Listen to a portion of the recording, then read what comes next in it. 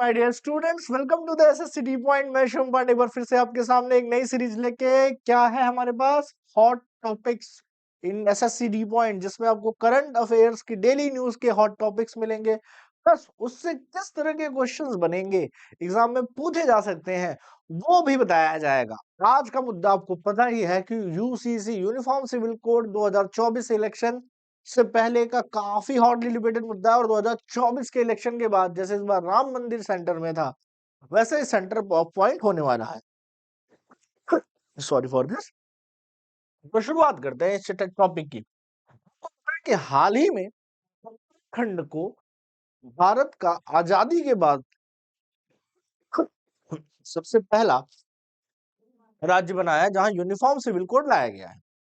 सबसे पहला वैसे तो गोवा था, बट गोवा में पोर्टुगीज आए थे और उन पोर्टुगीज ने ही यूनिफॉर्म सिविल कोड लगाया, और वही सिविल कोड फॉलो होता है क्योंकि गोवा में क्रिश्चियनिटी मेजोरिटी में, क्रिश्चियन मेजोरिटी है, छोटा स्टेट है।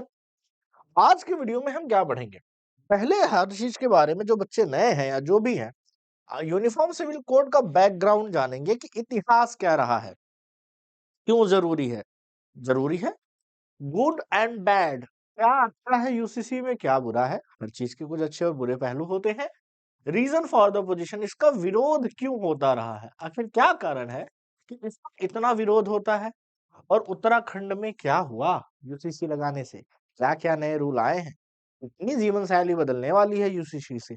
चलिए शुरू करते हैं। बात करते हैं तो जैसे कि नाम है यूनिफॉर्म सिविल कोड, तो हमारे देश में अलग अलग तरीके के लॉ हैं, जैसे कि property law, business law, contract law, या क्रिमिनल लॉ आप कहते हो तो क्रिमिनल लॉ। ये जो भी लॉ है ये, और फिर फैमिली लॉज भी होते हैं, राइट। फैमिली लॉज को छोड़ दिया जाए, फैमिली लॉ को छोड़ दिया जाए तो प्रॉपर्टी रिलेटेड, बिजनेस रिलेटेड, या कॉन्ट्रैक्ट रिलेटेड, या क्रिमिनल रिलेटेड किसी भी तरह के जुर्म कानून को तोड़ने पे सेम तरह की सजा का प्रावधान है, या लगभग में ये कानून सब पे समान रूप से लागू होते हैं, सब पे समान रूप से लागू होते हैं। लेकिन जब बात आती है फैमिली लॉ की, कस्टम्स की, रीति रिवाजों की, धार्मिक प्रावधानों की, शादियों की, तो वो मैटर चला जाता है फैमिली लॉ में। फैमिली लॉ में सबके लॉज ये थोड़े से वैरी करते हैं, ये थोड़े अलग करते हैं, ये यूनिफॉर्म नहीं है ऑल ओवर द इंडिया। इतनी डाइवर्सिटी है, कस्टम वगैरह में यूनिफॉर्म कर पाना मुश्किल है। तो इसी पे सारा मुद्दा है यूसीसी। यूनिफॉर्म सिविल कोड कहता है एक समान कानून होना चाहिए, फिर चाहे कोई भी हो।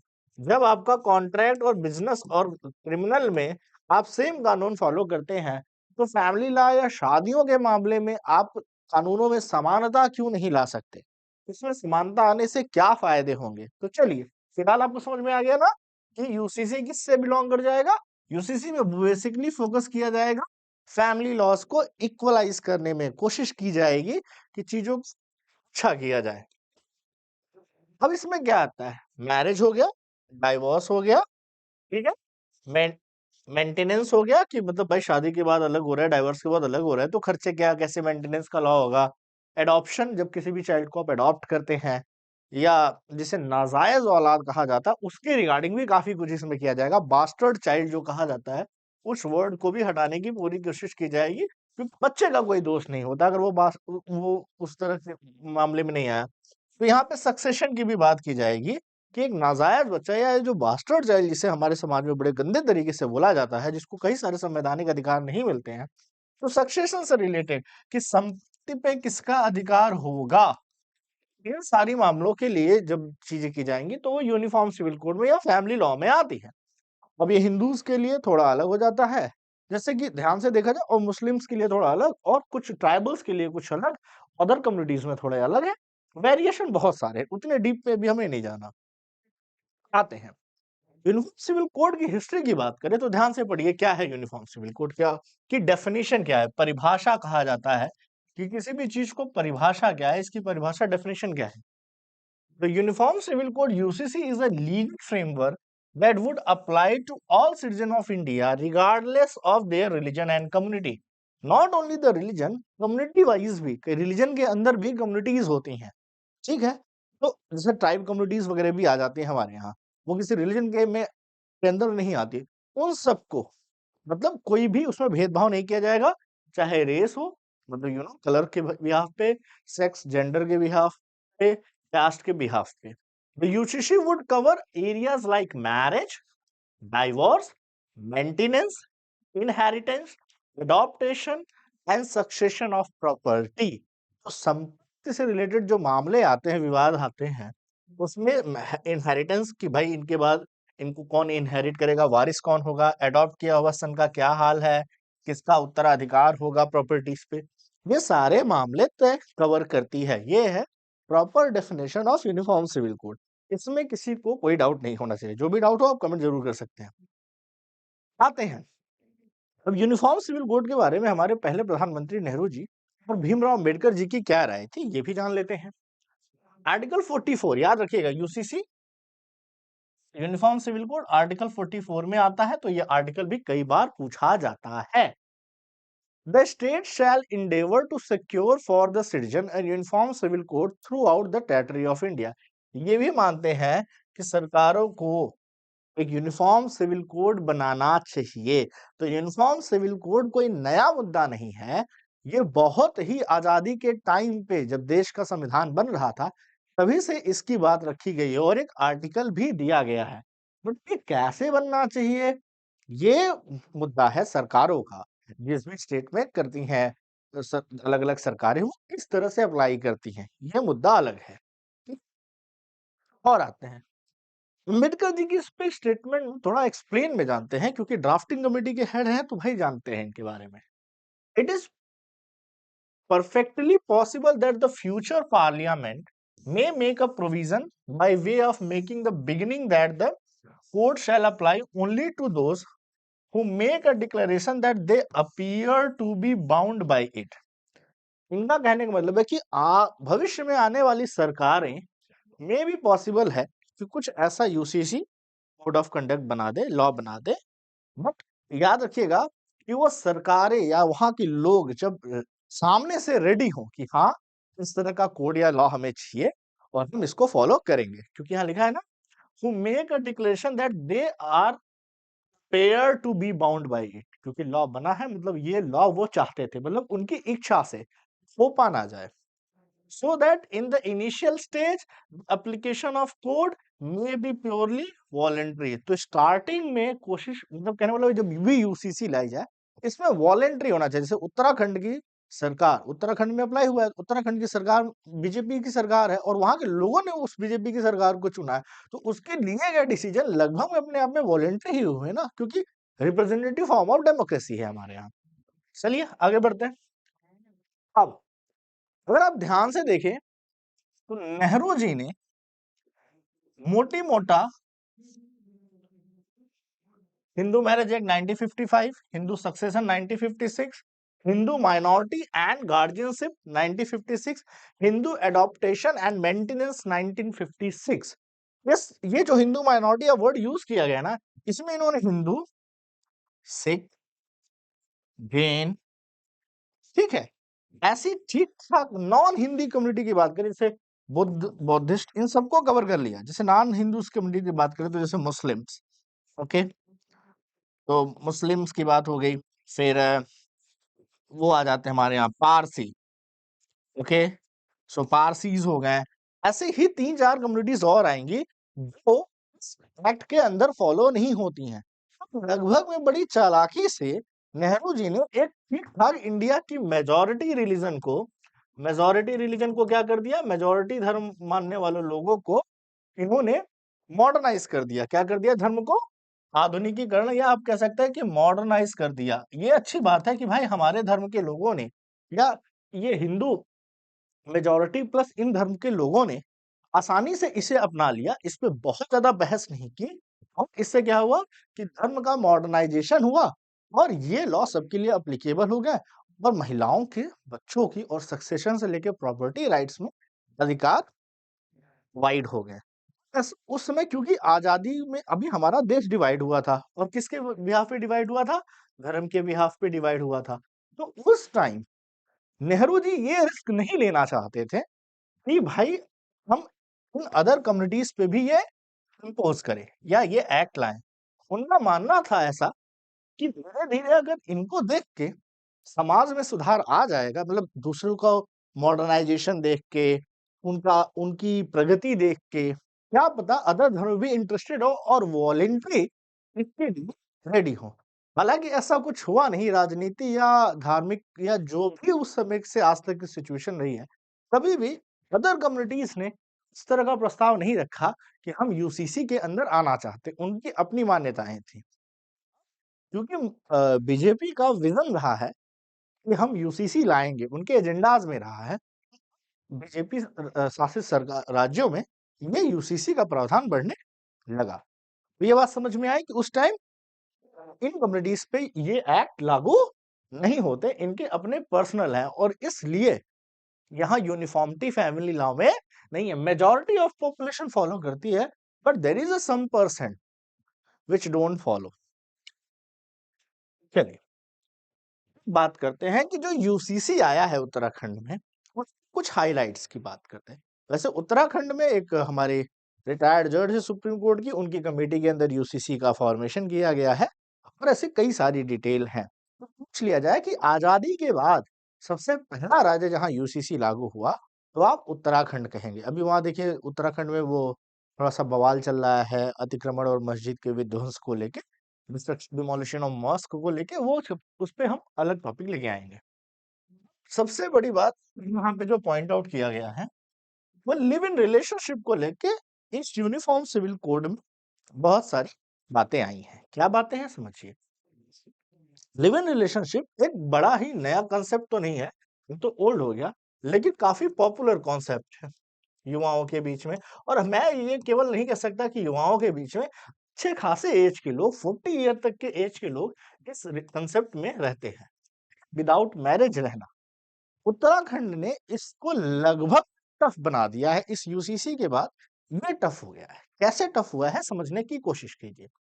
The bill makes its obligatory for the parents to a live in relationship within a state, partners not parents, whether they are resident of Uttarakhand और नॉट। इसका मतलब ये है, पहले ये जो लिव इन रिलेशनशिप वाला कंसेप्ट है, ये उत्तराखंड के लोगों पे या आप किसी अदर स्टेट के हैं बट उत्तराखंड में रहते हैं तो आप पे भी अप्लाई होगा। इट इज डजंट मीन कि आप दिल्ली से या हरियाणा से हैं तो आप पे अप्लाई नहीं होगा।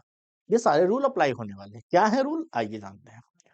Submit a statement of live in relationship under sub section 381 to the registrar within whose jurisdiction they are living. जब आपको जिस एरिया में आप लिविंग में रहते हैं, आपको रजिस्ट्रार को 30 दिन के अंदर उस एरिया में रजिस्टर कराना होगा। जैसे मैरिज रजिस्टर होती है, आपको रजिस्टर कराना होगा कि मैं लिव इन में फला व्यक्ति के साथ रहता हूं या रहती हूं। ठीक है। The procedure for doing so is also mandate where the partners living together must submit a statement of live in relation to the registrar. तो आप रिटर्न में देंगे, वो 30 दिन का टाइम लेगा और वो क्रॉस वेरीफाई करेगा डॉक्यूमेंट से लेके ये चीज की कहीं ऐसा तो नहीं कि ये पर्सन ऑलरेडी मैरिड है या ये वुमेन ऑलरेडी मैरिड है और एक दूसरे के साथ रह रहे हैं, कोई ऐसे अनकंडीशनल तो नहीं, कहीं रिलीजन वाला मैटर तो नहीं है। ठीक है। और मिनिमम एज जो 18 और 21 है वो तो है ही। ठीक है। इसकी कम एज में तो रहना भी अलाउड नहीं है। बॉयज की 21 और गर्ल्स की 18। This is the age which is on on paper. अगर आप ऑलरेडी 18 हो गए हो, मार्कशीट में एज कम होके 16 है, तो बेटा आपको जेल भी होगी और जुर्माना भी लगेगा। ठीक है, ये याद रखिएगा। तो यहाँ पे ध्यान से देखिए। The registrar will conduct a summary inquiry to ensure that relationship does not fall under any categories mentioned under the 380। तो 380 में जो कैटेगरी होगी कि मैरिड ना हो, 18 एंड 21 ईयर से कम के ना हो, ठीक है, और बहुत यंग है, तो आपके पेरेंट को भी आपको बताना पड़ेगा। तो आपको अपने पेरेंट्स को बताना पड़ जाएगा, ऐसा भी सिचुएशन आ सकती है।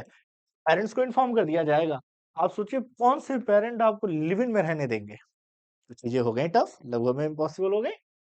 This includes where at least one of the person is a minor, whether at least one of the person is married is already live। मतलब अगर या तो कोई भी एक माइनर हो, कभी कभी सीनियर एज की लेडीज भी रहती हैं और मेल भी रहते हैं, ठीक है। तो ये 1821 के नीचे वाले माइनर हो गए। ये देखेगा कि कहीं ऑलरेडी मैरिड पर्सन तो नहीं, एक क्रॉस इंक्वायरी होगी जिसमें पुलिस आएगी वहां की और आपकी इंक्वायरी करेगी, डॉक्यूमेंटेशन आएगी। और जानते हैं, जो पुलिस आ जाती है तो आपकी जिंदगी नरक हो जानी है, फिर वो आपसे पैसे भी लेंगे और थोड़ा सा भी डिफॉल्ट होगा तो परेशान भी करेंगे। तो वो दिक्कत है, तो मतलब आप भूल ही जाइए। For couples who have been in relationship, जो ऑलरेडी 1 महीने से ज्यादा हैं और ऑलरेडी स्टेटमेंट सबमिट नहीं किया है, उनके लिए पनिशमेंट है 3 महीने की सजा या 10,000 रुपए या दोनों का जुर्माना लगेगा। क्या लगता है, रह लेंगे? दिल्ली में हो जाए, पागल हो जाएगी जनता, सड़कों पे आ जाएगी। Also the registrar will have to inform in case of termination. अच्छा, जैसे आपके संबंध टूटते हैं तो आप मैसेज कर देते हो कि भैया I am breaking with you. ना ना ना ना ना, तुम मैसेज पे जैसे मन वैसे ब्रेक कर लो। जब आपका लिव इन रिलेशनशिप खत्म होगा तो जैसे शादी को डाइल्यूट कराया जाता है डाइवोर्स के थ्रू, वैसे ही आपको टर्मिनेशन देना होगा कि we are no more in relationship, we are our contract is terminated and whatever it is. आपको उसकी भी इंफॉर्मेशन देनी पड़ेगी। अब ये सुनने में तो बड़ा ऑकवर्ड लग रहा है, लेकिन कई जगह इसकी कुछ फायदे मैं आपको बता देता हूँ। जैसे एक ये चीटिंग वाला बहुत होता है, मैरिड पीपल डोंट इन्फॉर्म, तो कहीं ना कहीं एज अ मैरिज होने के साथ साथ रिलेशनशिप में नहीं रह सकते। मोटी मोटा आप उसको डाइवोर्स दीजिए, ठीक है, एक तरह की चीटिंग। प्लस जिस पर्सन के साथ आप रह रही हैं या रह रहे हैं, वो भी चीटिंग के ऑप्शन में आ गया। माइनर में तो फिर रेप का केस आ जाता है, तो माइनर में तो बिल्कुल नहीं होना चाहिए, ठीक है। तो ये जो धोखाधड़ी वाले मामले हैं वो कम है। अच्छा, once you are registered and everything, तो जो रेप वाले चार्जेस, आजकल फॉल्स रेप वाले चार्जेस लग जाते हैं लिव इन में, कि पहले 2 साल रही, अब मतलब there is something damage and they are claiming. उन सारी चीजों में आपका ये डॉक्यूमेंटेशन आपको बता सकता है, आपके आपका थाने में एक रिकॉर्ड रहेगा कि ये बंदा लिव इन में रह चुका है। तो कभी आप क्रॉस वेरिफिकेशन करने जाए शादी वगैरह के लिए भी, यू नो, तो कुछ मामलों में केस कम होंगे क्योंकि लोग कतराएंगे, थोड़ी-सी सिक्योरिटी बढ़ जाएगी, इस तरह के मामलों के बढ़ने की जो फ़ॉल्स एलिगेशंस लगते हैं, और लिव इन अपने आप में कम होने वाला है। सीधी-सीधी ये बात है, इतने झमेले कौन पालेगा? अच्छा, उसके अलावा सेकंड क्या है सर? पॉलीगैमी बैंड है, क्योंकि अब यूसीसी है, तो सीधी बात है कि बहुविवाह प्रथा, एक से ज़्यादा शादी वाला काम खत्म। जैसे अब इसमें क्या है, अब हमारे वो सारे धर्म आ जाएँगे, जैसे मुस्लिम धर्म है या कुछ और धर्मों का मुझे भी नहीं पता, कि मल्टीपल मैरिज अलाउड है। अब जैसे हिंदू धर्म की बात करें या अदर धर्मों में, तो मेरा ऐसा मानना है कि जब शादी करते हो, तो अगर आप दूसरी शादी करते हो, तो पहले वाले को डाइवोर्स देना पड़ता है। हालाँकि मुस्लिम धर्म में ऐसा शायद नहीं था। अब मुझे नहीं पता कि 2 शादी अलाउ या 3 शादी या 4, मुझे एग्ज़ैक्ट नहीं पता। इतनी डिटेलिंग में कोई भी मुस्लिम भाई-बहन होंगे तो आप बताइएगा प्लीज़, ठीक है? It says a marriage may be solemnized or contracted between a man and woman if these conditions are fulfilled। तो 5 कंडीशन है, वो पांचों अगर फुलफिल करेंगे तो ही आपकी मैरिज वैलिड मानी जाएगी। The first condition, neither party has a spouse living at the time of marriage, दस प्रोहिबिटिंग बाइगैमी एंड पॉलीगैमी। कहने का मतलब बहुविवाह बैन है, डाइवोर्स लीजिए, उसके बाद शादी कीजिए। शादी में रहते हुए आप शादी नहीं कर सकते, ये तय है, ठीक है। तो वो जो बहुविवाह प्रथा है वो हट गई। एक टाइम पे आप सिंगल पर्सन से मैरिड कीजिए, डाइवोर्स कीजिए, फिर शादी कीजिए। ये बात समझ में आ गई? पॉलीगैमी बैंड का मतलब यही हो गया। अच्छा, डिग्री ऑफ प्रोहिबिटेड रिलेशनशिप, इसका मतलब क्या है?